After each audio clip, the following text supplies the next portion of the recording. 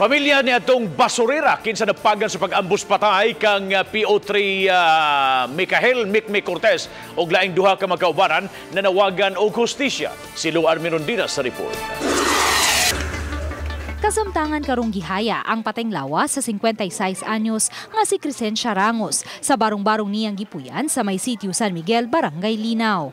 Matud sa iyang anak nga si Roseline, padung unta sa tungkil Minglanilla si Crescencia aron mamasura agi sa Puok Talisay. Niadtong higayuna may kauban si Crescencia nga laing mamasurahay apan wa kini maigo. Tulo sila kuno kabuok ang usa kay niapil magkanang meeting sa Pantawid.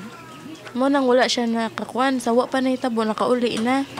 Dayon ang usa, kuyo graduate ko no sila niya. Kining pag-ingon ko no nga dapa, gitukmod man kuno to ni mama ang babay.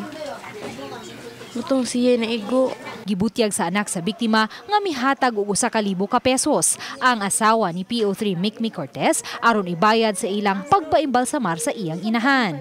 Matud ni Roseline na diin-diin na sila karon pagduol sa mga opisyal sa dakbayan ug sa Baneng Cortez tungod kay nagkuwang pa sila og pambayad sa punerarya alang sa lungon ug sa pagpalubong kang Crescencia. Panawagan karon sa pamilyang Rangos nga unta mahatagan og hustisya ang kamatayon ni Crescencia kinsa napagan lang sa pagpang-ambush. Hustisya lang para sa akong mama.